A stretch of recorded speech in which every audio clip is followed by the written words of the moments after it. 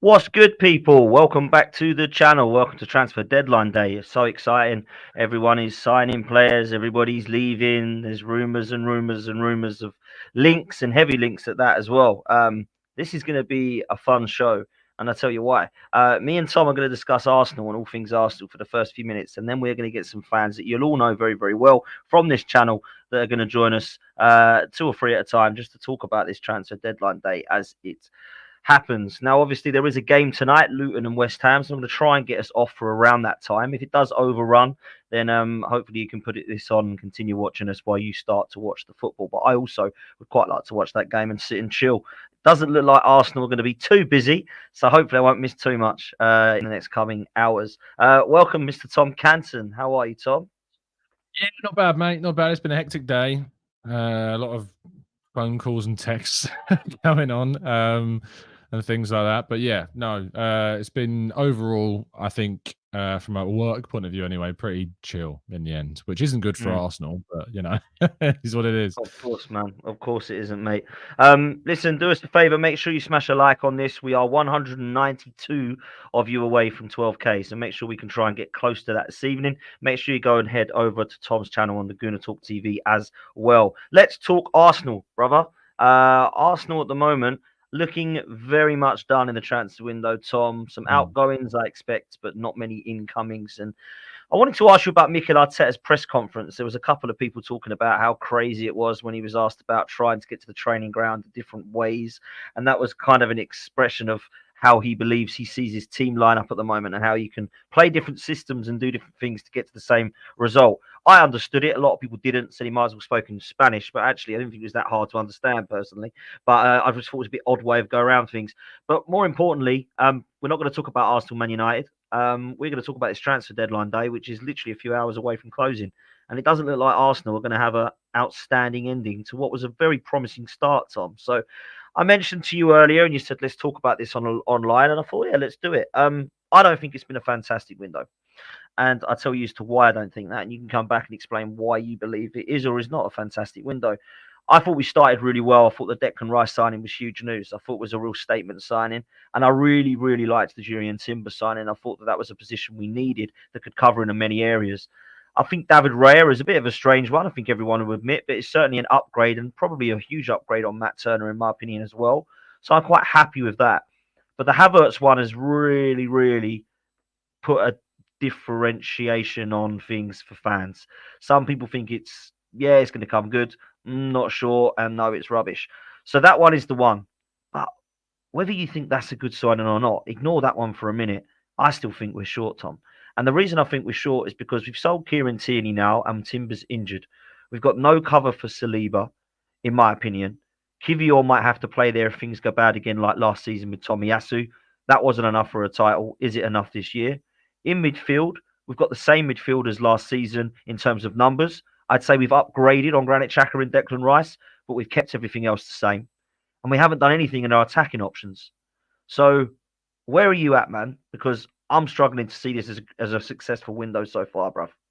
Yeah, I totally empathise with that point of view. I want to make that clear from the beginning. This isn't me jumping on or me going at you and saying, like, I think it's ludicrous to have, like, concerns or criticisms about this window, because I think that, certainly from what we were hoping that would happen, we've not reached that golden goal, if you like, of what we wanted from this window.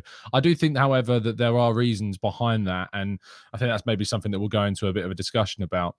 I think from my perspective, if I was to rate this window out of 10, I would go for a 7, based upon the context of Timber being out. If Timber was available, fit, ready, and raring to go for the full season, I probably would have been closer to a 9 for the window for myself, because as you said, the stuff that we done at the beginning, it feels like it's such an age ago now.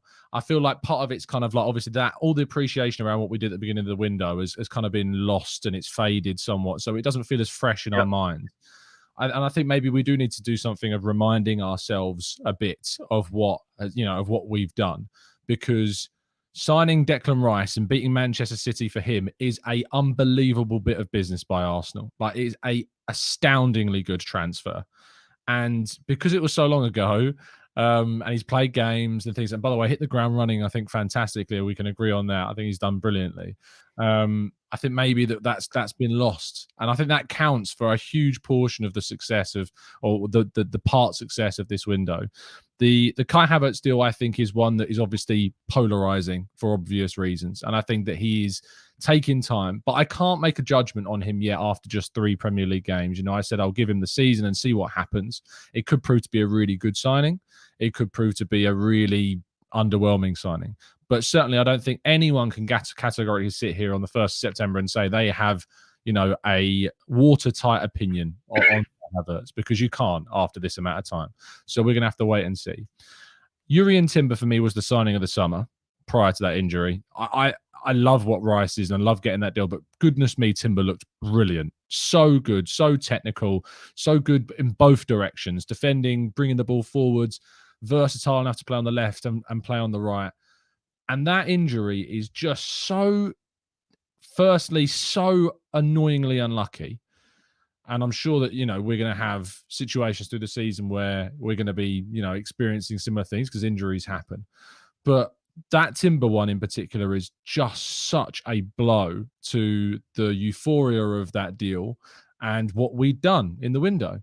The David Raya deal, I think, is one of the most indicative transfers of how the window was going to end, because obviously we signed David Raya not as a permanent deal. We signed it as a loan with an option, which we expect in the near or, within the next year to be activated. And Brentford are certainly expecting that deal to be activated.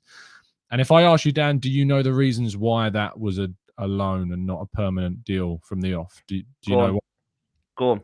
The reason why that we did that was because the idea it's to kind of help us comply with financial fair play restrictions. So had we have invested that £30 million, the total package to sign Raya in this deal, it would have created some really, really difficult things. So even if we'd have moved on some players like Pepe and Cedric and whoever else, and to be fair, some of the players we moved on today that sadly we weren't able to move on sooner, that we may have been able to do something else. But sadly, the biggest issue with our window and the biggest problem that we've had is that the outgoings have not happened. They haven't happened soon enough in the case of Rob Holding. And I did an article today for Football.London in which I reported that Arsenal are frustrated that deals like the Holding deal, the Tavares deal have happened now because, for instance, Crystal Palace's interest did not emerge today.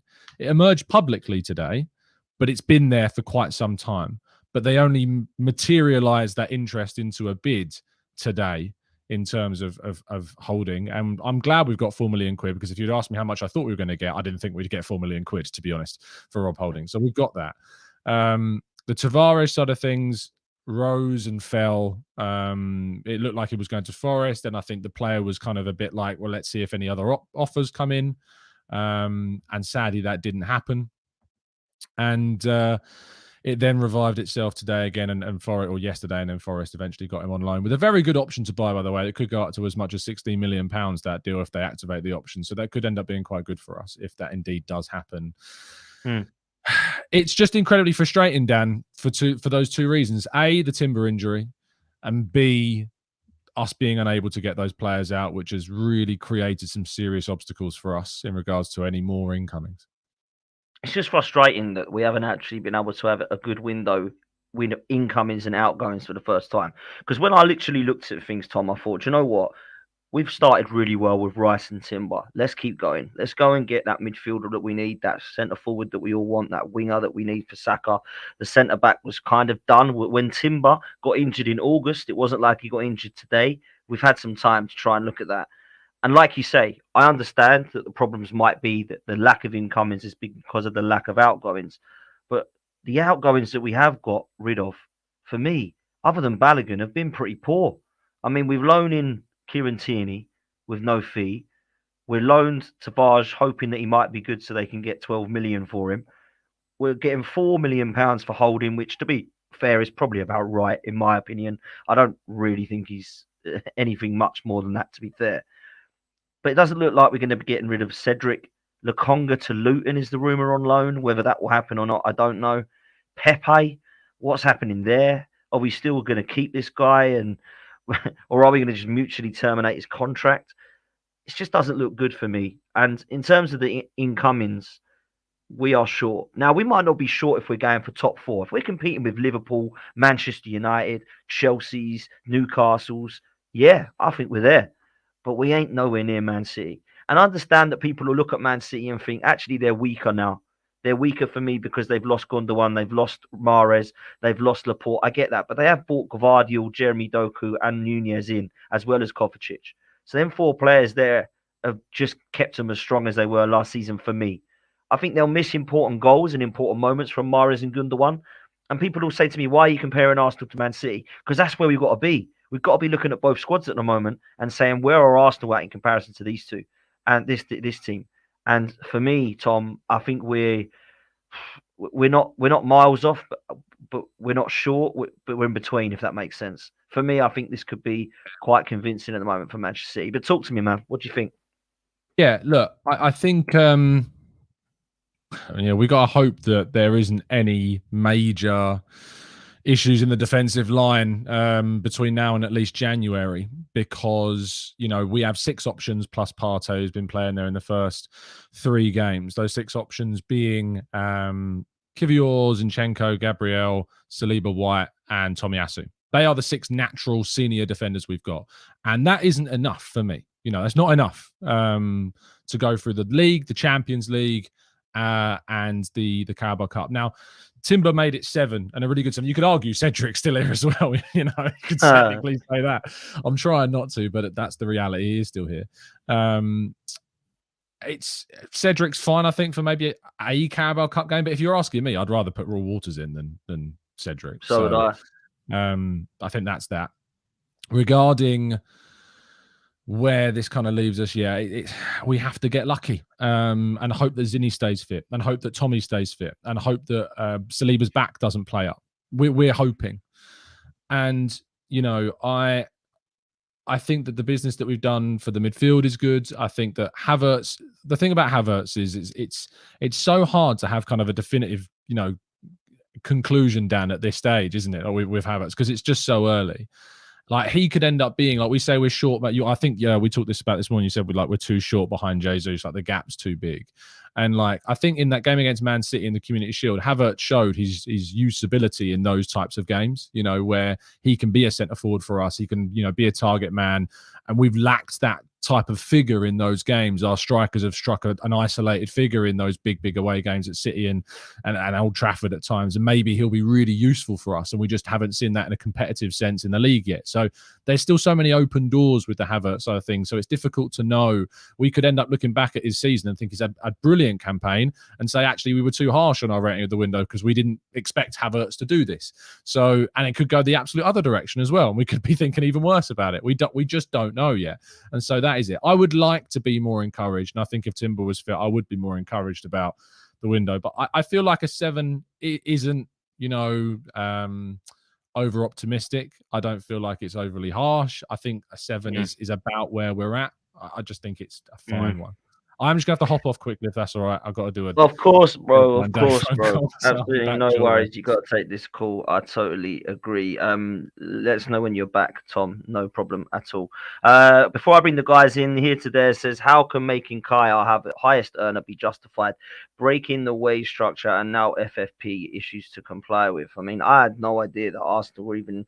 I was told we were fine with this FFP stuff. So I don't know what this is all about, man, but it's been a disappointing window. I can't even lie to you. Let's bring in some guys, man. Big up Errol, big up Billy. What are you telling me, Errol? There's nowhere else to start, man. You guys are making scenes again, man. What is it with Liverpool Football Club in the transfer window, my friend? 150 million for Mo Salah has been rejected. They're going to come back in. The rumours are with 200 million, and Liverpool are going to say, Errol, what? Yes or no? Liverpool are going to say, or I'm going to say, like what you. Well, give me both. Give me both. All right, I'm gonna say no. Yeah, but hear me out. I feel as though Liverpool are in a position where whether it's this year or next year, the two go hand in hand. It's like Mo Salah and the Saudi league. That's just they're made for each other, but it doesn't necessarily mean to be this year. They would wait for him. He's better than their league. Do you know what I mean? He's probably going to be one of the best talents that's out there, but they will wait for him either way. He'll play in that league up until he's in his late 30s. He's built like that, and that's fine. So Liverpool, on as much as it's 200 million, you say around, say you'd be daft not to take that much money for a player.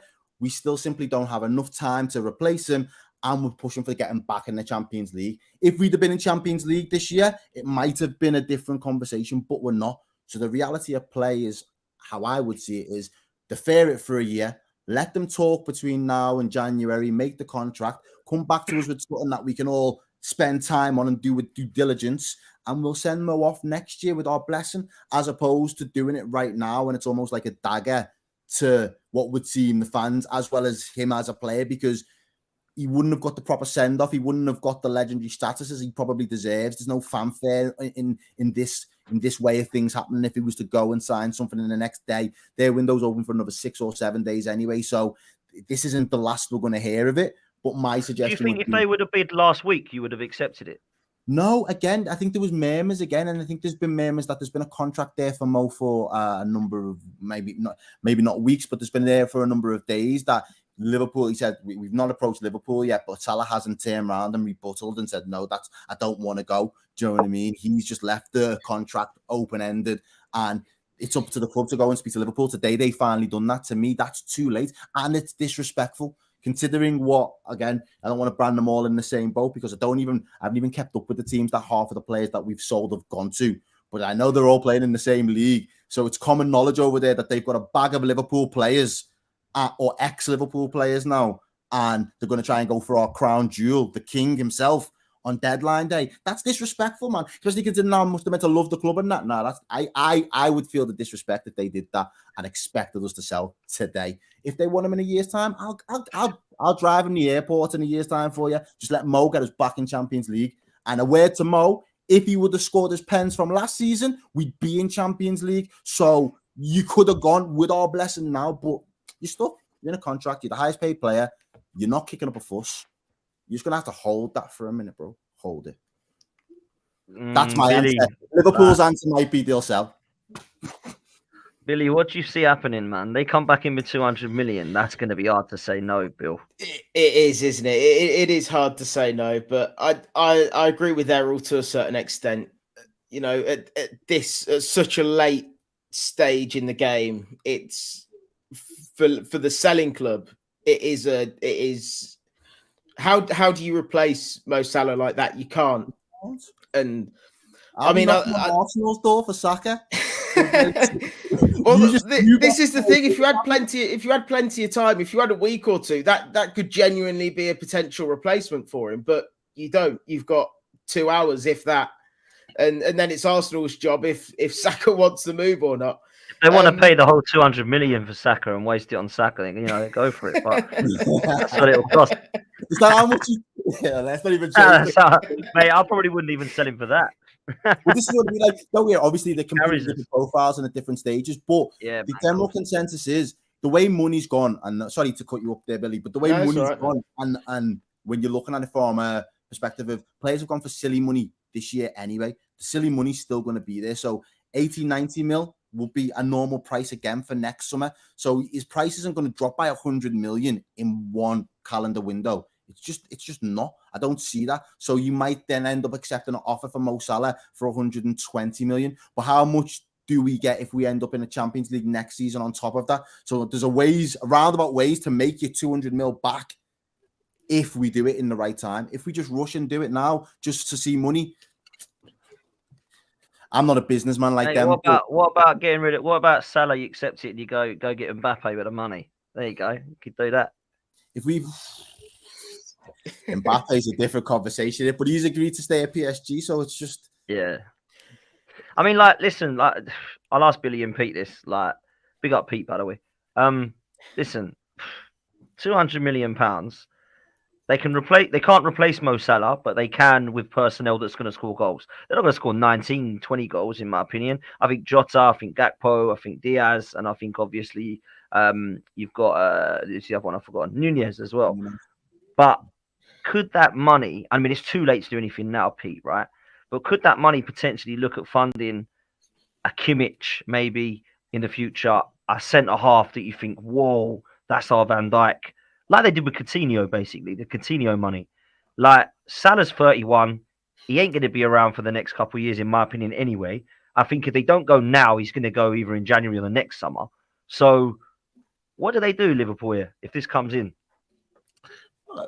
They sell. Well, just sell him on. Look, hold on. Don't big up your best strike force in Europe if you're not going to then say that you can't trust the other boys if he leaves the club. I'm not worried about what the play. I'm not worried about what the playing staff would do if he left.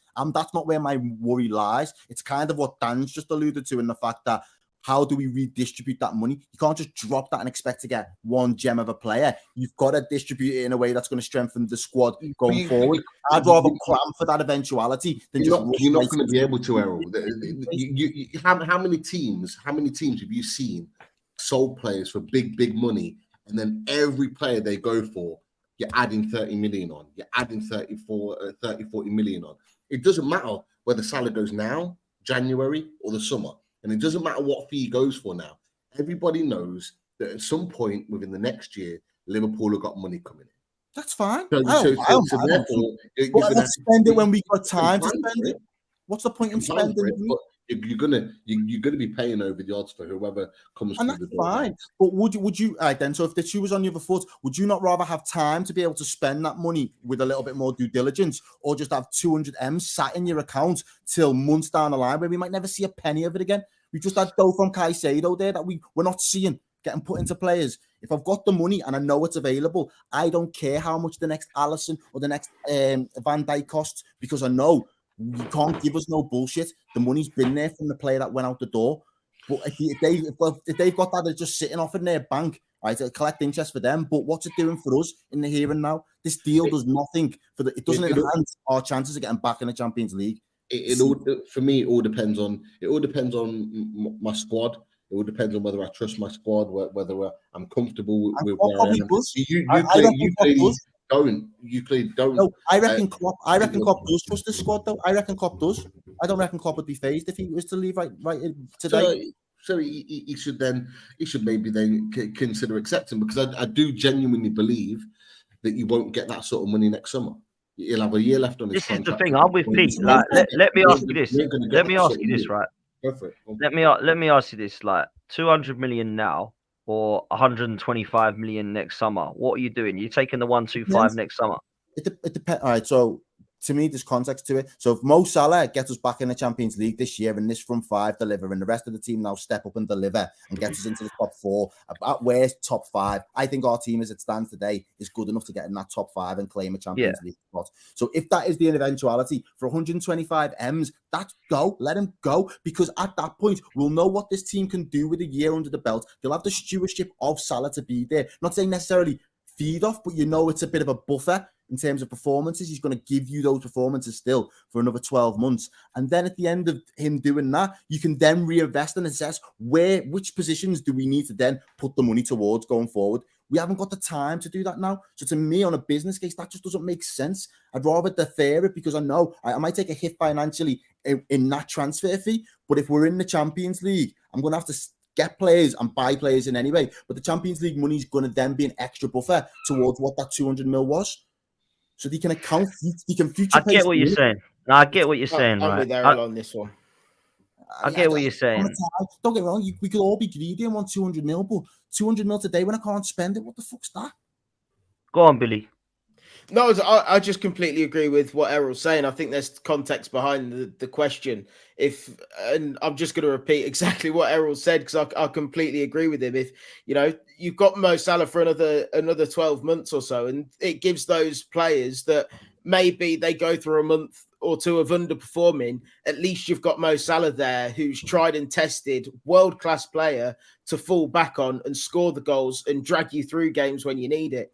If you don't have that experienced player necessarily in the squad, you're looking around, all right, if I'm not doing it, are you going to do it? Oh, you've been here for a season. It becomes a little bit difficult. Wait, there's no sound. Oh, and I see. Why are you on their show? One sec. We can hear you. We can hear you. Don't worry, we can hear you. You're doing a watch along, and I've just Can you hear us? I can't hear you. Thankfully, I can't hear Errol, so that's good. That's positive. I'm gonna put you on mute while you sort that out. Then. All right, let me sort out the sound so I can actually. Oh, I my think one word. more thing as well. Wow. It'd be extremely Typical Lawless. disrespectful for them to say in a year's time Salah loses 50% of his value. I think when they've gone for a 200 mil splash, that would be a bit of a slap in the face contract to then slap it by half in a year's time. Like, it's All right, let me different ask when you you're this. playing with less than I agree hundreds with that, Errol. I agree with that, right? Let me ask you this. This is serious, right? I'll put this to Rich and to Lawless and Jace, right, as well. For me, I think Liverpool will get into the top 5 this season with or without Salah. That's my honest opinion. Okay. I honestly believe that, right? So Do you let's think say Salah you can take push us for a title then? Do you think Salah pushes us towards a title if we keep him? no. I don't. Unless you get your centre back or defensive midfielder, right? I still think you need that. By the way, I don't think Gravenberch is a holding midfielder number 6. I think he's more of an 8, right? Exactly. So I still think you need that alongside Salah to go for a title, right? I think Salah helps you go into fight if you've got those 2 positions. But for me, I still think without them and without Salah, you're going to get top 5. I look at the rest around you, Errol. It ain't exactly great, is it? Let's be real, right? You don't look at the rest around you and go, "Core, Liverpool going to drop off." Look how good everyone else is. So for me, £200 million and you don't have Salah, you still get Champions League football next season, and you go spend it. And you go replace Salah plus your right back, a centre back, a centre defensive midfielder, and you go again. That is actually what I would do. That is 100% what I would do, man. So let me put that to you, Rich, first, and Errol will come back on it. Rich, what are you saying? These valuations that you lot are throwing up, boy, our club can't spend a penny. Anyway, I'll get to that in a second. It's a difficult one, you know, because on one hand, I do see, like, listen, 200 million, take the money and run with it, you know. But then I guess that risk factor of, okay, you lose someone of Salah's quality, who, even though he's throwing his toys out the pram-ish, you saw against Newcastle what he can deliver, you know, and it's getting that balancing act right, which is tough. I would take the risk in keeping him 1 year. And then you're still going to cash in it, Rich. You're still going to cash in a year's time regardless. Yeah, it's a tough decision, but yeah, if it means it's only the difference between like 50 million, I think you could take that risk. Interesting, man. Lawless, let me send it over to you, my friend, and Jace. Big up, obviously getting ready for the Luton game. Big one tonight. Big one at Kenilworth Road for my team. Massive West Ham. I'm sure you're going to beat him. Listen, we're just touching on Mo Salah. This is a madness, man. They're talking about 200 million now, Lawless, going in. What are they going to do, man? Is he going to go? It's one of them ones. Like, do they want short-term pain for long-term gain? Because that's what selling Salah would be. So if they lose Salah now, obviously that's going to derail their season massively. But it's £200 million on a player that, how would you say, what's 33? Is he 33? 31. 31, 31, right? 32, yeah. And who's probably going to go next year for less. Take the money. Take the money. And then from now, start planning that rebuild, right? Get Klopp to commit his future. Plan the rebuild, right? This is what Liverpool's going to be like next season. Obviously, we're not going to write this season off. We'll try and do what we can, but here's what we're going to build for next season. We're not going to get our trousers pulled down over players against, you know, Chelsea and, you know, Brighton, whatever. We're going to get our targets in early. We're going to splash the money and give Klopp a Arsenal war chest. Well, not an Arsenal war chest because they were fake war chests, but proper war chests. Like, just take it. It's sentimentality is what it is. And you're becoming too reliant on this, man. And I think it's going to come back to bite you. You know? Interesting. That is very interesting. Listen, Lawless, I know you ain't got long, so you got to do your watch along. So I'm going to ask both of you how happy you are with West Ham's window, question number 1. And question number 2, thoughts on your game tonight, brother? Well, listen, you start. Well, how do you feel about the window? I said the window was an 8 out of 10 on Twitter, right? Because I thought striker and some fullbacks, that makes it a perfect window. You said it wasn't. What did you say it was? I said it was a 9 out of 10. You know, with the money we got in and the players. Go on, articulate yourself like you did. Because he got someone to write him a really articulate, well put out tweet. I didn't. And go on, and if you wrote it, put it. Go on, Jace. Go on, Jace. All I said was it was a good transfer window. That was it. Is that it? It was a good transfer window. But why is players we it a brought 9 in- though? Why is it a The 9? players we brought in at Yeah. the price that we got them for as well. Yeah, Yeah, they but were really good. You rate windows, I think, on what your needs are and what you've brought in. I think, to me, if we didn't get Kudus, if it was any other player, say it was like Conor Gallagher instead or something, right? If it wasn't a player of the caliber of Kudus, but we got those positions filled, it would have been like a 7 or something like that. But getting a player the caliber of Kudus makes it an 8. So yeah, 9 I think is a bit far fetched. We're looking like we're not signing anyone. No, What you're I think saying? it's done now. I'm really disappointed. How do we go from I think being that's so done now, yeah. buzzing with signing Kudus, and then they're just gonna just whimper out? But we are obviously going to get Lingard probably post window. So which look, Well, that'll put it to a 9 or 10 then. That. no, do you know what I think? And listen, I've said everything I need to say about Lingard. I've slated him, but I think Lingard works well in this system. I think we're very much a counter-attacking side right now, and I think which we did. We're going to need him with Europa League as well, aren't we? Yeah, we're going to need him. We're going to need every single player. So yeah, fit and healthy. I think we've built an effective team. We could have done with a couple more. We'll see what we'll do in January, but let's see. Don't forget the Saudi league doesn't. The transfer window doesn't end till the 7th of September. Right. So, we ain't buying no one from the Saudi league. No, I'm saying they might take one of our players. Well, unless they're going to offer Salah money or something like that. This is what pisses me off, by the way. They're offering. I know Salah's like much better than Antonio, but they will go and offer 200 million for a Salah and try and offer some 10 million for Antonio. Like, no. Yeah, it's 20 times better. Come on, Lawless. They're not going to offer you 100 million for Antonio, are they? You can't wait. You can't tell me that Salah is worth 200 million. 31. Do you think Salah's worth 200 million? Yes or no? I don't believe any players worth anything over £1 million. You're asking the wrong person if I believe someone's worth that much money, because I'm never. Yeah, they're paying over the odds. £10 million is not over the odds for Mikel Antonio. How much is he worth? How much is he worth in football terms then? I think around 20 million. He's a Jamaican international. He's what if Jamaica ever won?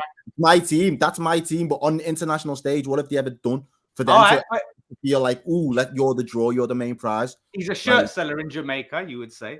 So what? Saudi Arabia. So if Saudi Arabia can't, you know, as one thing, Errol, the island of Jamaica is small, but the Jamaican diaspora is large. Yeah, Jamaicans get around. So this guy, put the mute on this guy. It's the same. No, it's true. It's true. How old is Antonio? How old is Antonio? Is he that 33? 33. So he's 33. You're trying to chastise me about a 31-year-old when your boy's 33. I'm telling you to sell. Mate, I'm saying Antonio's about 15 million. I'm saying you can't at least. You just said a 33-year-old Jamaican professional footballer is worth 25 mil. In what way? He's our record striker. He's just got 2 goals in 2 games, and I think respectfully, West Ham and Liverpool, in terms of like the levels, are worlds apart. I'll tell you about the levels. Yeah, the levels. We're both in Europa League, mate. Yeah, we're both in Europa League. So know your levels. Know where you are now. This guy, where you are. Welcome. It's Europa League time, mate. Errol, how many Champions Leagues have you won again? I think it's 6, 6. Yeah, oh, really? What? And you played in all the finals, did you, Errol? Really? No. You won them? You won them, yeah? Flex them medals like you won them. I'm just saying. All right. We've gone way off the reservation. No, I'm just saying. Rein him in before I wring his neck, yeah? No, but I'm just saying, like, for me, if you're Saudis and you got all that money, it's the same with Newcastle. Newcastle have to pay the Newcastle price because we know what they got. We know what you have in the bank. We got shafted for Henderson. Henderson was only like 12 mil. And Henderson's won it all. Henderson's won it all. And the same age as Mikel Antonio. And he's English. And, I don't even want to throw the extra card in there. He's English. I'll draw the line. Like, I think 12 mil. I think in 2023, there's more value in Mikel Antonio than Jordan Henderson. Oh, lad, stop waffling. Stop waffling. This is why I told you to rein him in, the pot. This is why I told you to rein him in. Henderson is finished, mate. He's a finished footballer. Okay. But Luton, listen, we have a chance to go top of the league. Let's not forget that, chaps. Top of the league. So we win today. What are you thinking? You confident? Hey, Oh, don't start, man. What? It's it's their first home game. It is their first home You game know, in crowd's the gonna Premier be Jace, you're the mighty West Ham. We've only got like 2 people there in the away end, isn't it? And stuff like that. You know, so. Yeah, everyone's stuck in Doris's kitchen or whatever, trying to get in. Exactly. Let's not get carried away. But do you think we're going to win? 1-0. 1-0. It's going to be interesting because obviously we're playing counter-attacking football. We give up the ball usually. Are we going to be on the front foot in this game against Leicester? They play a back 5. It's going to be interesting to see how we deal with that tactically. Leicester? You're thinking last season. I know you nearly got relegated last season, but I'm sure you didn't. Watch when you lose to them this season, Errol. Watch when you lose to Luton because we know it. Oh, there we go. Lawless. Can I ask Jace a question quick? Jace, do you also think West Ham will get 7th like Lawless does this season? Oh, definitely. I think Europa League. Listen, how much has he paid you to say that? You know what, how much actually, has he paid you to say that? I think Champions League, if everything goes well, Champions League. It's not, when you, right, it sounds. Look on paper. Like when you think about it, God. And seriously, I got to end on this, right? Because I know that sounds crazy on the surface of it, right? But, and I'm not saying I agree, but I think we are going under the radar. And I think what we're doing from a tactical standpoint this season, because I tell you what, who'll have the last laugh? West Ham United. Like we had the last laugh last season, yeah? Remember that. Who laughs loudest, yeah? Remember that. You heard it right here. Champions League, Jay said. That's him. I'm still saying 7th. I'm saying 7th. Yeah, 7th, 4th. Yeah. So in the mix. We're going to be in the mix. In the mix for Europe, Pots, as you say. Yeah, I think you'll be in the mix with some of the teams, but Champions League, Jace, I tell you, that's even more extreme than Lawless. Newcastle did it. Newcastle did it, exactly. With a bunch of nobodies. So. Please, fuck off. Don't start that. Don't start that shit with me. Not tonight. Not tonight. I'm just saying. No, it ain't true. Those bunch of nobodies that spanked you 5-0 at your place. Listen, Pete, we're going to see you in the Europa League, yeah? We'll see you in the Europa League, yeah? We're going to see you there. Maybe. But Europa League, mate. But we're in the Champions League. I'll take that all day long. Listen, I'm backing Newcastle to get through that group. I'm backing it. You back yourselves once again. Been had the red carpet. Yeah, we're gonna go through because we've been easy draws again. We've been given a nice Europa League draw. We have, so we're all right. So we go through, I believe. But Newcastle, I'm gonna go for it. I'm gonna go for it. Newcastle. I'll tell you this now: if Newcastle, right, AC Milan and Dortmund, how many AC Milan and Dortmund players would 100%, no doubt about it, walk into the Newcastle 11? I bet it's not 7, 8, 9 of them. So I fancy Newcastle, man. Newcastle's home form will get them through. Come on, Pete. Stick your chest out. Don't listen to this West Ham muppet. Come on. Well, anyway, we're going to go and do our watch along. So after this, come and join us and see us celebrating at Luton. Hopefully we get the win. And hopefully we get some players in because I don't know what's going on. We're going to see. Big game. But I know you're all going to be watching, waiting to jump on my back. If we do not win this game, if we lose, you're going to be there. Top of the league. Going to be disappointed. West Ham going top of the league. Come on, you Irons. Yeah, so. After 4 games. Will they be kissing them? Boys, enjoy it. Enjoy it. Wow, them two are unbelievable. You heard it here, people. West Ham are going to be in the Champions League. Billy, I know you've got a shoot in a minute, man. So I've got to say it, man. Aston Villa have had a very good window for me. Very good window. So I ask you for your rating of your window and who's impressed you the most, mate, with your signings, because you've made some banging ones. Yeah, I think overall window rating from me would probably be an 8 out of 10. I think a backup goalkeeper, another backup goalkeeper, because I'm not convinced on Olsen. I think he's calamity of errors. And I think we're another striker, another top quality striker away from being a really, really top team. If Watkins gets injured, I worry for us. I do like the look of John Duran, scored again against Tibbs last night. He's just very raw at the minute. I think he's got a lot of potential. Could be a very good player for us, but he's very, very raw. I So yeah, Watkins injury, and we're in a lot of trouble. But yeah, 8 out of 10. I'm happy overall with the business. Diaby's fantastic. Pau Torres is brilliant. Tielemans for the depth. Oh, it's lovely, and I really like the signing of Longley as well. Spurs fans will have their opinions of him from last season, but isn't this what Unai Emery does best? Brings in players that aren't particularly favoured and turns them into top quality players. Look, I don't think he's going to be playing every week by any stretch. I think he'll get regular minutes in the league and in Europe as well. And I quite like that it's only a loan move as well. I think the reason for that is that Emery probably still sees a future for Mings at the club after his injury, which I like. And yeah, we'll see how it goes. But overall, I'm pretty happy with the business. And yeah, bring on the Conference League. The draw was done today, going to Bosnia, Poland, and everyone. Alkmaar, Legia Warsaw, and a team from Bosnia. Can't remember the name, but the city that they're in looks beautiful. So yeah, hopefully can get myself to a couple of those. Yeah, I'm looking forward to it, man. I'm looking forward to everything getting into gear. Liverpool at the weekend. It's going to be a tough game, but I'm in a bit of a giddy mood at the minute. I don't know why. Hey, it's good. It's good though, man. I honestly believe English teams will dominate Europe again. I've gone for City, Liverpool, and Villa to win all 3 of the European competitions. So that's what I think. You always do all right when you come to Anfield as well, so it'll be a good game. Yeah, it will be. I mean, last season you guys were obviously flying high at the time towards the end of the season, weren't you? And I mean, previously we've done all right. So I'm hopeful we can come away with something.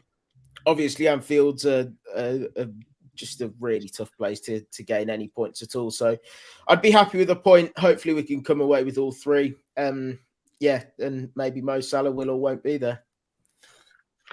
Fair play to you, man. Fair play to you. Billy, I know you got to shoot. You're a legend for jumping on, mate. Appreciate Take it easy, mate. All the best. Phil. Speak to you later, week, lads. mate. Take care, pal. Bye, mate. Tom, welcome back. I know you had to shoot off briefly. Sorry, mate. No, you're all right, mate. I wanted to ask you before I bring these gentlemen in. Who's won the window for you so far, man, in terms of transfer window? Who's had the best window out of the Premier League teams? That's a great question, and makes you immediately try and remember what 20 teams have done.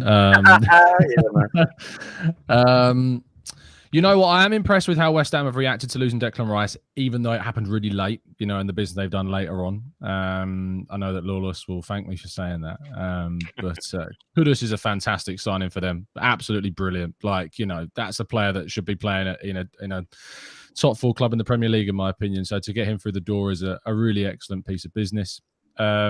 It's easy to look at Chelsea in terms of the volume of players they've signed. And amongst that volume is some real genuine quality. It's just about how they mesh those players together. Caicedo, obviously, yes, the fee is astronomical and he's not worth 115 million, but he is worth a lot of money because he is a very good player. I don't think anyone's really worth that amount of money at the moment in terms of a context of players moving to the Premier League at the moment. But they've done some good business regarding sales as well and getting the players that they needed to get out, which has enabled them to do this business. I think Newcastle have done some good business as well with the players that they brought. I think they should have brought in a little bit more, perhaps, but I think they'll be very happy with the players that they've brought in. Liverpool, all the focus was always going to be on that defensive midfield position after Fabinho left, and ironically, Lavia and Caicedo are missing out on those two. He's obviously gutting. I think to go for the smart move of bringing in an experienced figure on a small amount of money does tie things over in the short term in Endo, and it gives them scope to then go again when there's another high-profile target in a future window. But Szoboszlai and McAllister are very, very good for that midfield, and keeping hold of Salah is an excellent bit of business.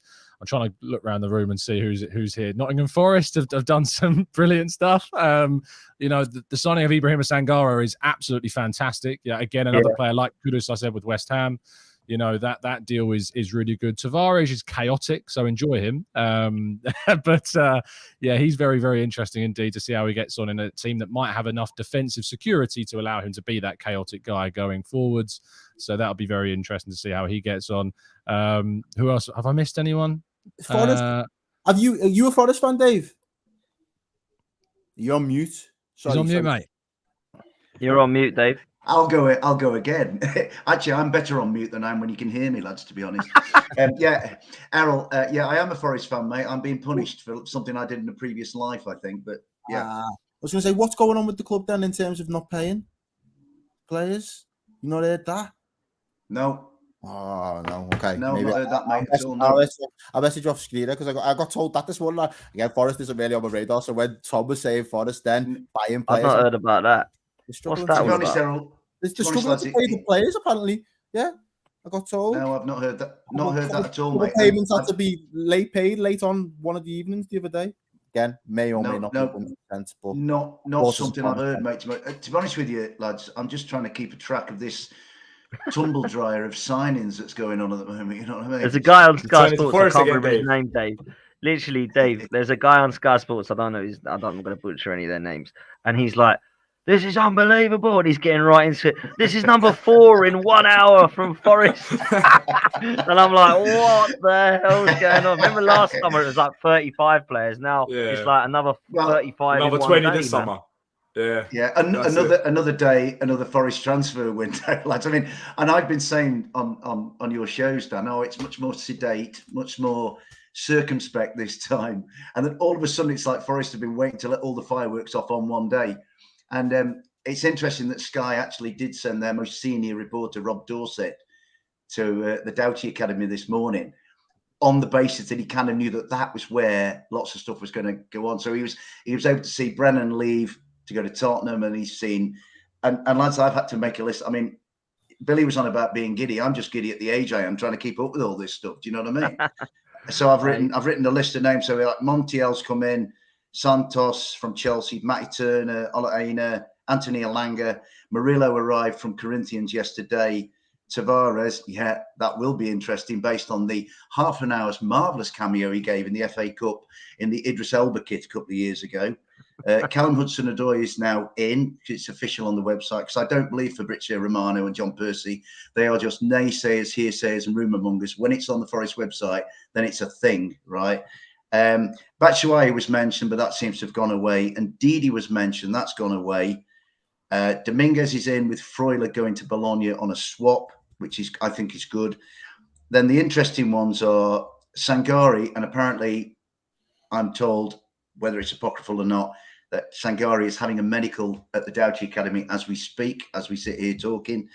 And then there's Omabama Daly, who's an Irish lad, has been brought up to fill the gap where they were going after Trevor Chalobah, I think it is. So that's gone. But obviously, the one that has been number one as well, man. Divock Origi. Now, my view on Divock Origi was that the Belgian connection would take him to Burnley, drive past Nottingham, and head up the M6 to Burnley.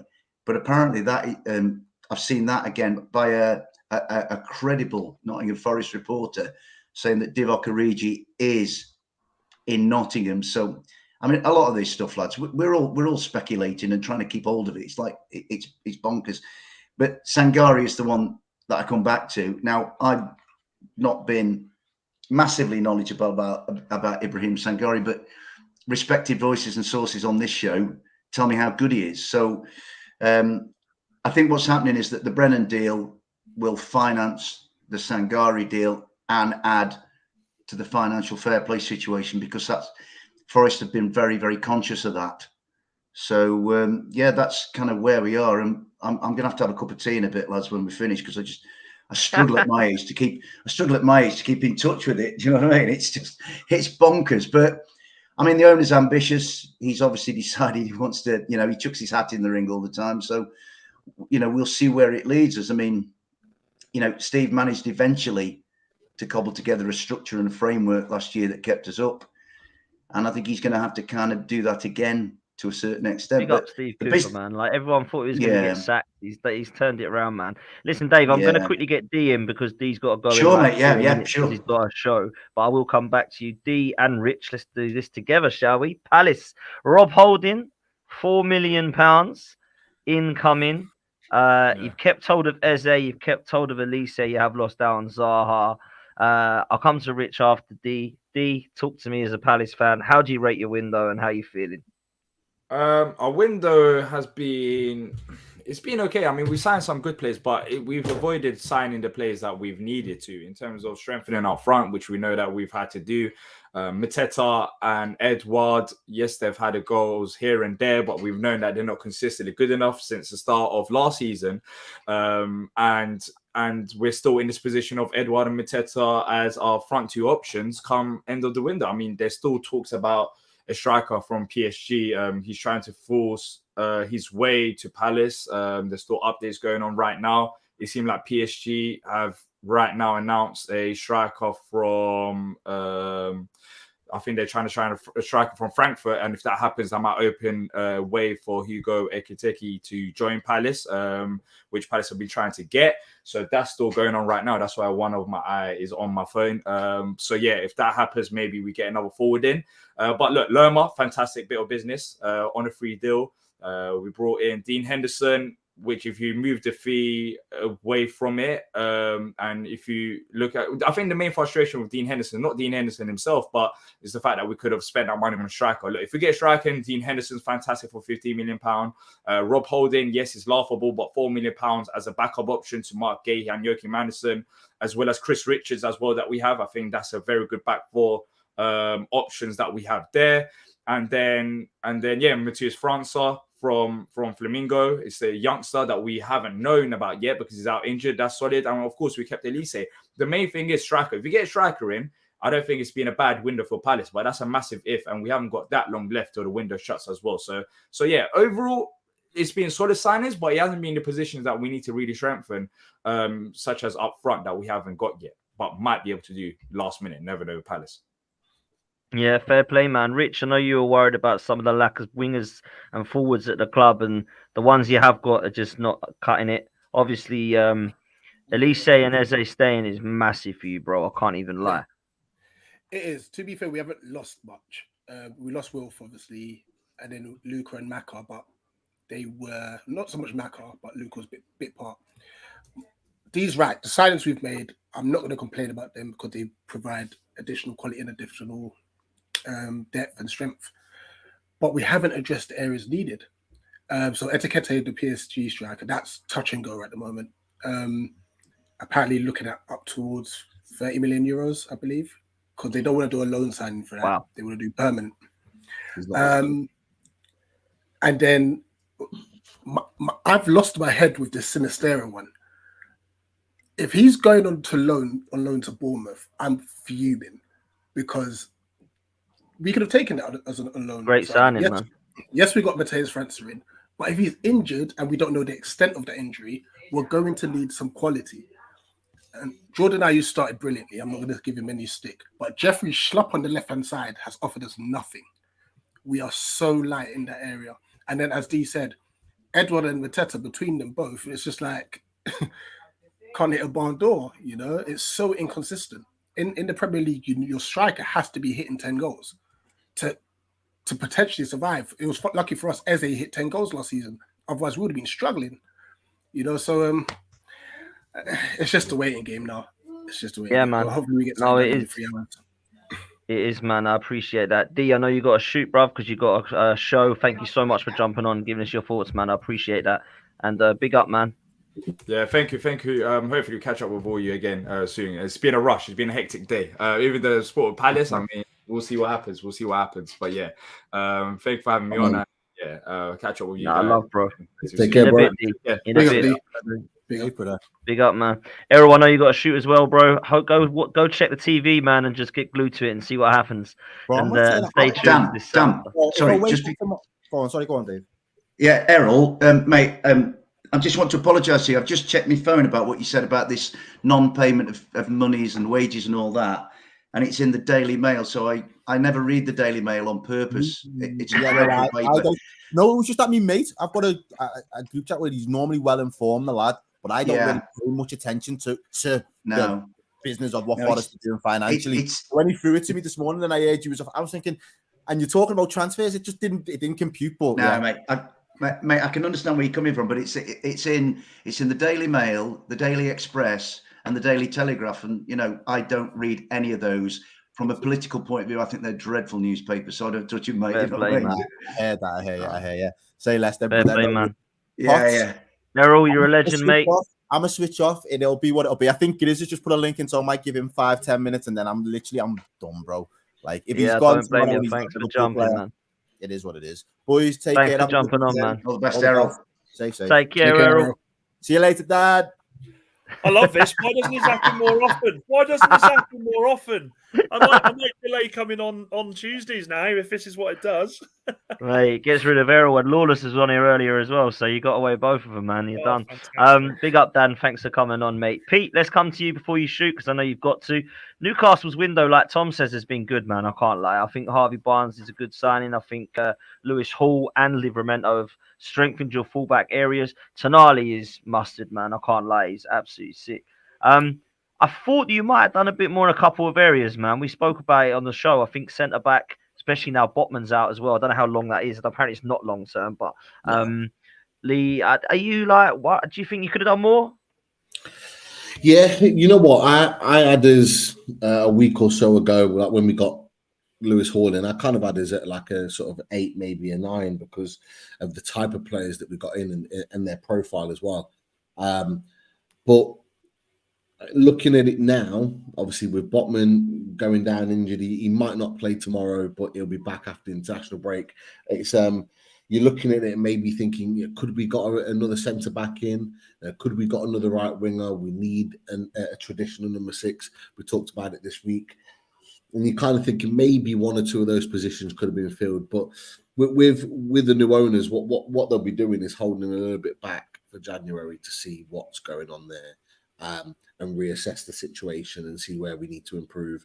But look, I'm not worried. I would say 7.5. I'd probably change my approach. 7.58, I'd say, in a window. The players that we've got are quality players. Some of them, like Lewis Hall, for example, they just need to get up to speed. Eddie Howe is very particular with how he kind of programs his new players. He doesn't just throw them in there unless he has to, because players are injured. He gets some training, like he gets them within the tactics and within the system before he then integrates them into the team. He even did it with the likes of Bruno and all the rest of it way back when. So, like when they come in, I think Lewis Hall, when he comes in, he'll be in to stay. The same with Harvey Barnes and Livramento as well, who hasn't really kicked much of a ball, but he had a serious injury, so I think we're kind of bringing him in slowly but surely. But I'm happy with the players that we've signed, and I'm just excited to see them play sort of more regular football as the season goes on. Because, like I said, someone like Harvey Barnes, once he hits the ground running, we know he can score goals. He'll be on point.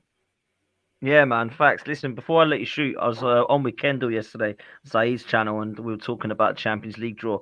And I wanted to ask your opinion, man. I honestly believe you got people are writing you, group of death. And I did do it myself, actually. When you got in a group F, I thought, oh, no, that's not where you want to be.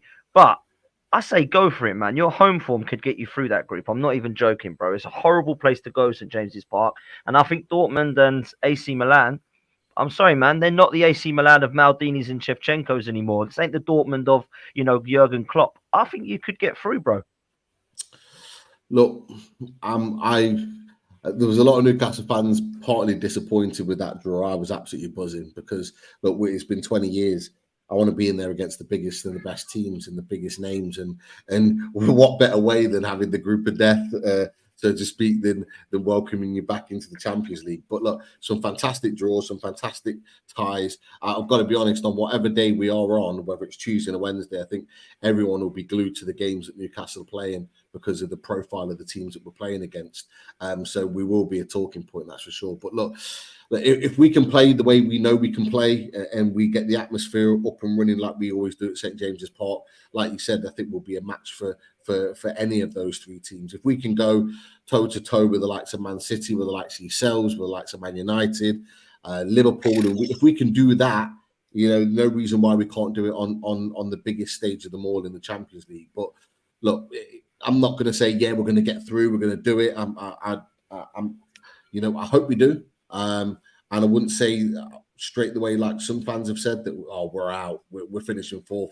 I wouldn't say that either. I think it's all up for grabs. I think Owen Hargreaves said it quite right. He said, the clubs are very, very close in terms of where they all are at. They're all kind of big clubs, but there's no one that really kind of, in terms of playing squad, really shoots ahead of anybody else, which makes it really, really competitive. So I'm excited. I couldn't predict where we're going to finish because we could finish in any of those positions, which is exciting. I'm waiting for Dan Burn to do an Andy Griffin, like Andy Griffin against Juve all those years ago, to get you through to the next round. I'm waiting for Dan Burn to hit an absolute whopper against AC Milan into the top bins into the next round. I can't wait. He talked about that in the documentary, actually, about the Andy Griffin moment. So, big up, man, big up. I hope you can do it, Pete. I really do. Like, I've got a bit of a soft spot for Newcastle. I can't lie. But listen, I'm going to let you shoot, Pete, because I know you've got to go as well. But thank you for jumping on. Make sure you go over to Loaded Mag. Make sure you go follow Pete on all his content. Big up, man, and I'll speak to you very soon. Pleasure, boys. You take care. Have a good one. Always, man. Always. Tom, I know you've got to shoot. I've got to ask you before you go. Arsenal, Man United at the weekend. Give me a prediction. Go. Oh, I'm going to go 2-0 Arsenal. I think Arsenal have got enough in this game. Fingers crossed. I think Arteta might use that pre-season game in his pre-match team talk. We know he loves a little bit of retrospective action in those team talks. So you might see a motivated Arsenal team for sure. And if United obviously do make a couple of changes with some of the new signs coming, if they were registered in time, you know, it's always going to be a gamble. And Saka's going up against something on their left-hand side. I don't know what he's going to be up against, but he's going up against something. So that might play into our favour. But, you know, we're always vulnerable on the break and we're vulnerable in the first 60 seconds of games. So, you know, if you've not scored in the first 60 seconds, maybe you won't score. Listen, it's going to be an interesting game. It's going to be very interesting what system we go with and, of course, the formation. Tom, always a pleasure, man. Thank you so much for jumping on, bro. I'm going to let you shoot because you're a busy man. Journalist just all are on this quickly, day. I will Go tell on, you mate. what I was doing while I was off and I couldn't talk to you. As it's in a couple of minor transfer lines of Arsenal. There's no sell-on clause in Alex Iwobi's deal, so Arsenal won't get anything from that move to Fulham. And secondly, Arthur Okonkwo, our 3rd/4th choice goalkeeper, he's gone to Wrexham on loan for the season to compete with Ben Foster, but he is not going to be renewed by his new contract at the moment. And he only has 1 year left, so it's a loan where he then just kind of flitters away. Free transfer. A bit like Runnison then. Runnison's the same, I think. A little bit like that, yeah. So, there you go. Yeah. There we go. Nothing exciting as far as I'm concerned, but thank you, Tom, for that update. Tom, you're a legend, man. Thanks for jumping on, bro. Speak to you next time. Listen, let's wrap up with a couple of bits of news from involving all of us. Dan United, you've obviously just been on the preview of Albert. Big up Albert in the chat. Hope you're well, my bro. Doing a preview for Man United. Listen, your transfer window is probably, fair to say, a little bit all over the place. Amrabat is now done. Johnny Evans, when we're not in 2011, he's signed again for Manchester United. You're still short, bro, aren't you? You're still short, bro. The second You're coming. still short, bro, aren't you, mate? Oh, mate, it's horrendous. It's horrendous. It's. Look, I mean, this is where we are as a club. You know, I honestly, if you don't laugh about it, you cry.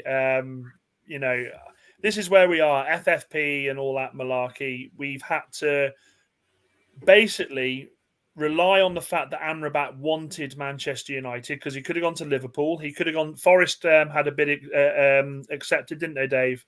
We're so fortunate that he wanted to come to Manchester United. We're so fortunate that the dinner ladies at Old Trafford and Carrington stumped up the 2 million for us to be able to pay for him to come over. I know that they've taken a lot of pocket money off the under-14s side for this as well.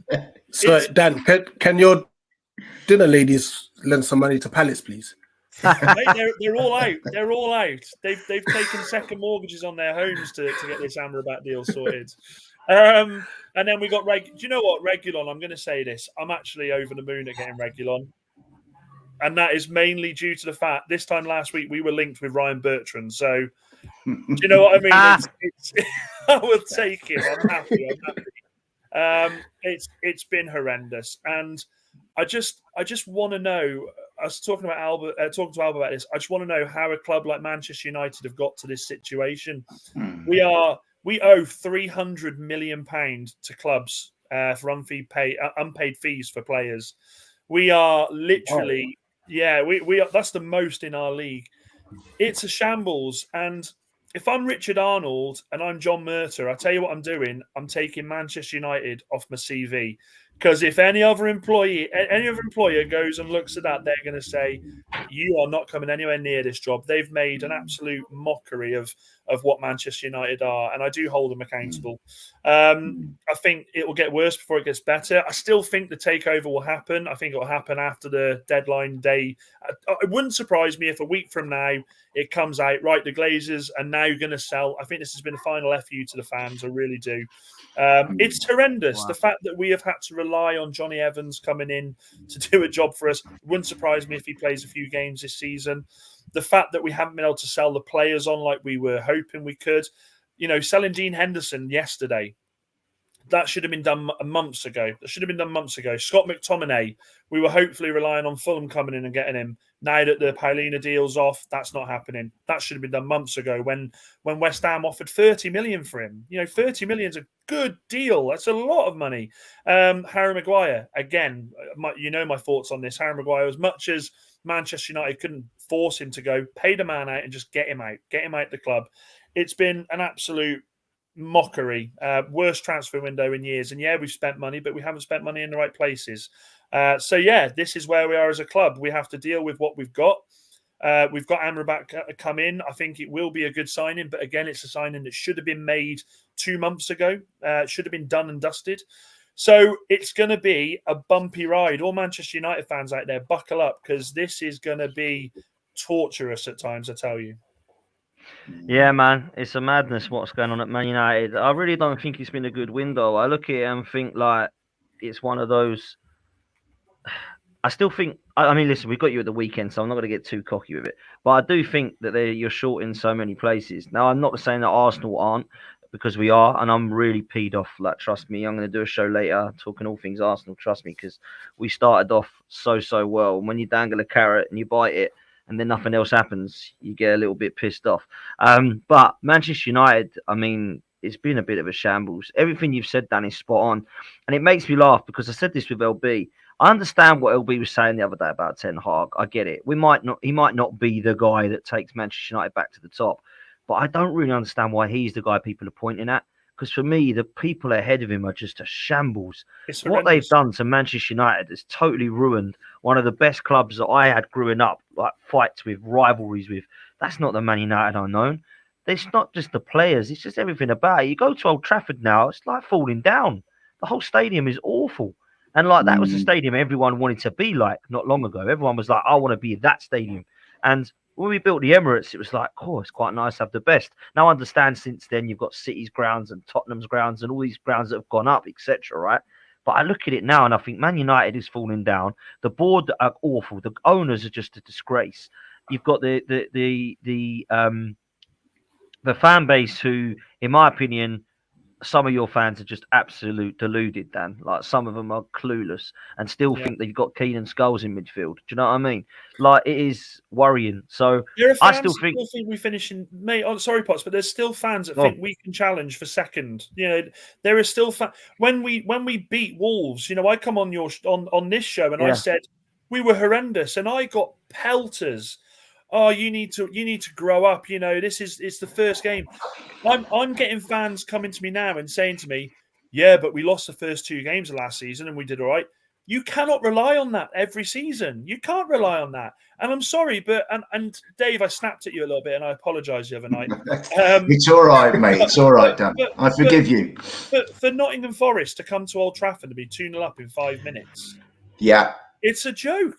And that's not anything at Forest, because by the way, you've probably already spoke about it, but Forest's transfers this season have been brilliant, and Forest will be nowhere near the drop zone this season. They've done everything the right way. But what really irritates me and upsets me, it does upset me as a Manchester United fan, is it's deadline day. Forest are going out and spending 30 million on a player. Everton are going out and spending money on a striker. Fulham are going out there and trying to spend money, and we had to negotiate a 2 million loan deal spread over 2 payments. Yeah, we're Manchester United. Wow. We are Manchester United. Dan, can I just say, it was such a weird experience last weekend, mate.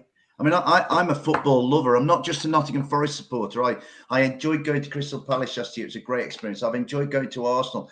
Going to your, I mean, every time I go to your club, because I'm of a certain ilk and a certain vintage, Dan, and I was brought up with that amazing team that was taken so soon from us, and what followed, I go and look at the clock every time because I love football. My club is secondary to the love of the game, right? Yeah. And last Saturday was one of the weirdest experiences I've ever had.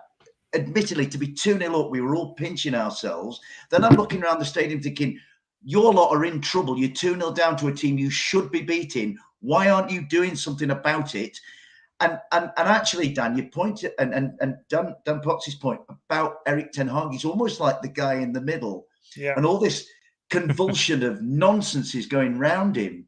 And Arnold and Murtaugh, whose names I've only learned today, should take a damn good look at themselves. I mean, you know, when we're doing business, really, Manchester United should be after Ibrahim Sangare, not Nottingham Forest. And when Nottingham Forest are sticking in an almost middle finger bid for Amrabat that they knew was going to be turned up, Amrabat went absolutely not Nottingham Forest. That's almost cocking a snook at Manchester United. And for that, listen, my view is that the most mythologized club, quite rightly, on this planet is Manchester United. And what is happening with those owners and the people that are behind the scenes at Manchester United, they are besmirching an unbelievable legacy. And I find it, as a lover of football, not just my own team, I found it uncomfortable, Dan. Yeah. And I feel there are so many wonderful Manchester United supporters I know. And to see them have to go through this, I tell you what, mate, I came out of Old Trafford and we were all saying to each other as we walked through the thunderstorm back to the tram stop, boy, do they need Bruno Fernandes? Do they need to wrap him in cotton wool? Because he was the reason you won, Dan. He was magnificent, right? And we all just kind of came away. We all look forward to going to Manchester United as part of having come up to the Premier League. It was a sort of a Shangri-La for us as football supporters of our club going there. Yeah. And yet we walked out, mate, and it was just sort of lifeless. And I mean, I don't know what the protest was like after we left, but everything seemed a bit half-assed. Do you know what I mean? But do you know what, Dave? This is something that Man United fans have been celebrating, and it absolutely. I'm not dropping the F-bomb because it's before 9 o'clock. It F's me up, right? It F's me up, and it's United fans saying Manchester United now are the team that have come from 2 goals behind to win the most time in Premier League history, and I'm like, what is there to celebrate? Something's gone wrong, yeah. What is there to celebrate? Where's that trophy? Fantastic. Brilliant, Rich. What you're saying is we are the team that has started a game the worst, the most. Is that what you're saying? Yeah. Let's celebrate that.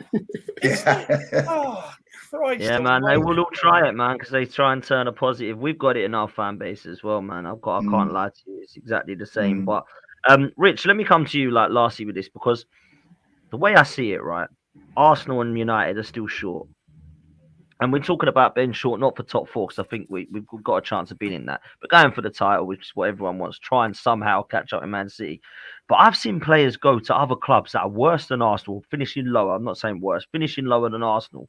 That I would have definitely taken Arsenal. Kudus at West Ham, 100%. Ansu Fati, 100%. James Maddison, 100%. Ibrahim Sangare, 100%. This goes for both of us, like Arsenal and Man United here, right? Yeah. I'm looking at it thinking, why are we going for those sort of type of players? And it winds me up because we're sat there with Havertz, 65, trying to make it work. We could have gone for Madison. Musa Diaby. I wanted Musa Diaby. Kudus, James Maddison. All these players going. And I'm thinking, why are Arsenal going for them? Why are United not knocking on the door for them? Why are they choosing those clubs over us? The only thing is, we ain't gone for them. So they've gone to those clubs that have. Arsenal and Man United are supposed to be the rising up towards Man City. Why are we letting players like that go? Now, don't get me wrong. We've signed Declan Rice, we've signed Havertz, we've signed Timber, Raya. It's some good signings, but not enough, man. And I just wanted to get your thoughts on that, Rich. Like, as a Palace fan looking around, thinking, why are they going to those clubs? Because it must worry a Palace fan, because you're seeing West Ham, Brighton, Villa, and then strengthening where you're trying to get to. That's frustrating. Yeah. Looking regarding our club, and I'm going to add some players to this. Callum Hudson-Odoi, 3 million. Why have we not gone for that? Like I said, Sinisterra's looks like he's going. He should have gone to you, Rich. He's a London boy. Why have we not gone for Sinister as well? Like these, and like I said, I'm gonna wait till 11 o'clock because maybe we can hijack that Sinister move, hopefully, and still get a strike win. But yeah, it's weird because I know the Premier League in itself has got a lot more money, minus Palace, and everyone wants to play in this league.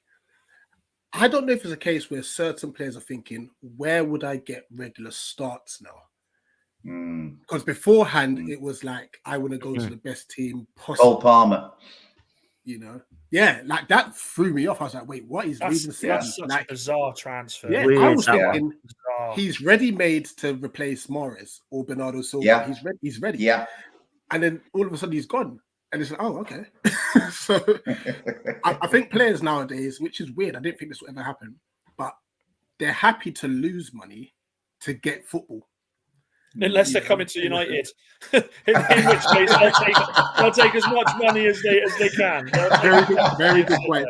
Very good point. So you're right in saying though that like Havertz, there's better than Havertz. You know. Yeah. 65 minutes. I won't lie to you. Eze or Elise at the time could have got you could have got one of those for 65. 100%, mate. You know. So on that front, but then you've also got to look at if this is what Arteta wants, I'm sure he's got a plan. So it's just the hoping that it works sort of factor. Yeah. Rich, same with you. Yeah, do you know what my plan is now, mate? Deadline day every year. I used to watch Sky Sports News until the clock struck 11. Right, I would watch it every year. That was my day. This year, I've worked. I've not taken it off. And tonight, I'm going to let my wife choose the crappiest rom-com that she can find. I'm going to watch that. Because there is no point in me watching Deadline Day. Deadline Day is dead for Manchester United. Unreal. That's what they've done to me. That's what they've done. You know what, Dan? Do you know what? What's funny, Dan, as well? Sorry, Rich. Do you know what's funny? Like, if Nick is right here in the chat, Alvaro Fernandez has gone on loan to Granada, who's your other left back. Don't you need a leg? You just signed a left back. Like, what is going on there, man? I'm gonna say something that you see when you come to Manchester United. Welcome to Manchester. That is what we are as a club. That is what we are as a club. That is where we are. The rom-com is when Forrest met Sangari. No, the rom-com is just want Sir Alex back. Yeah. What I was going to say to you, Dan, like, I'm only watching Transfer Deadline Day with the hope we get a striker in, and potentially a winger. Do you want Martial? If I leave now, I could probably get him there. We are sick and tired of signing injury-prone players. I'm sorry. Look, if we only get a striker in, what my mindset telling me is that Edouard's going to cover the left wing position for the meantime, which wouldn't be the worst, but it's still like we could have done a bit better. It looks like Mateta's staying. Why did he have to score a hat trick on Tuesday?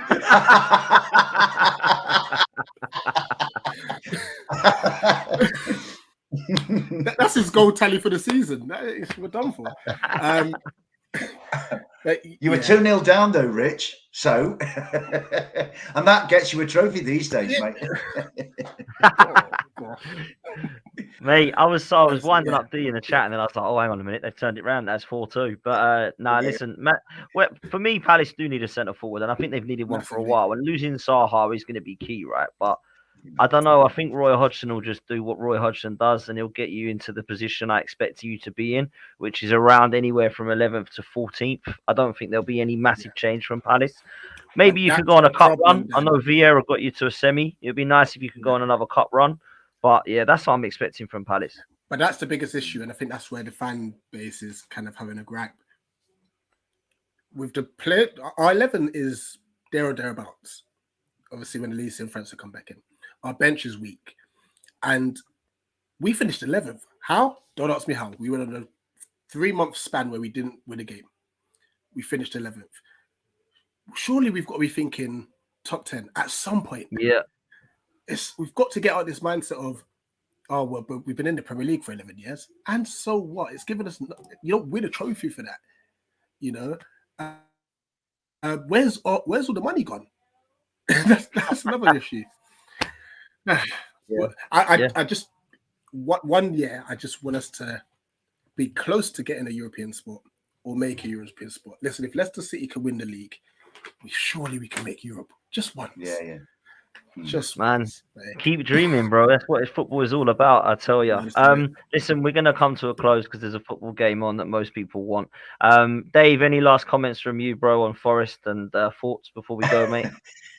Well, just looking at the, we should have played it late this year to sort of start our hurricane of activity. But I'm relatively, I mean, the thing is, I'm relatively happy, but only time will tell whether it's a good window for us. I mean, in the end, we stayed up last year, which sort of suggested that the bulk of the window last year was, successful. What I like this year is that, some of those that I think what Forest are trying to do, they're trying to bring in guys who are at a certain stage in their career and then looking to sort of just enhance them a little bit to then sell them on. I mean, we're selling Brennan for pure profit. I think if we were to sell Taiwo at the moment, and I think United could do with somebody like Taiwo, the 17 million we paid Union Berlin for Taiwo now looks like a real sound piece of business. He'll go for much more than that. Morgan will go for more than we bought him in. And I think the idea with the likes of, Elanga, maybe, I like the look of Elanga. He's got pace. He's a bit raw and he's to, knock some rough edges off. But people like Murillo, Callum Hudson-Odoi, I think the idea is Steve's getting these young lads, then hoping to push them on. I mean, to take Richie's point about Palace's woes, I thought when Hudson-Odoi became available, I thought he'll never come to Forest. I thought he's a London boy. It'll either be Selhurst Park or Craven Cottage. But I think what's happened with what I think has happened with Callum, as happened with Morgan, is that under 17 World Cup connection that they had with Cooper. I know what he's doing. I know what he's doing. I love the way that you say them by their first names, Dave. Like because I care. I care about them. Mate. I love them all. But I think it's this under 17s World Cup thing that's done that. So we'll see where we are. I mean, Dominguez has come in, and we've got Freuler out. That's basically a swap. He's another Argentinian to go with Montiel. But I mean, what we got left is it 2.5 hours. What I'd like Brennan gone, and that's not because I don't. I want that money in because that money enables us to get somewhere near to Sangari and it helps our FFP because that FFP is crucial. I don't want to go down the road of Derby County, Reading, anybody else. Well, so I'd like Sangari in and for Brennan to get what he wants. And then, do you know what, lads? I just want to talk, as I said to you last night, Dan, I just want to talk about the movement of a football around a piece of green turf and not the movement of money into bank accounts and documentation into offices. I'm fed up of it. I really, and forgive me, this should all be done before the football starts so we can just talk about football. Like, so if, me and Dan are talking now, thankfully, about the game that took place last week. Rich can talk about and think about Wolves. You can think about, your match with Dan Potsy on Sunday. Let's just get back to football. That's what turns the world for us. You know what I mean? So, we'll see what goes on. I think there's a couple of hours that's going to be busy. Let me tell you that. There's a few hours left to get Palace a striker, Forest to sort out Sangare, United to sign 5 players, Arsenal to sign 4 players, and then we'll all be happy. Do you know what I mean? That's the way it is. There's not enough time left, but I do want to say thank you so much to everyone for coming on earlier as well. Big up all of the guys. Big up these 3 guys as well. Make sure you go and follow all of them on their socials. Do us a favor. We're literally a couple 100, just under actually. We're about 180 something away from 12K. So please make sure you come do that, people. That'd be amazing tonight. Big up Rich, big up Dave, big up Dan, of course. And we will see you next time. And hopefully we all get a nice win on the weekend, apart from Dan United. Take it easy, people. Later.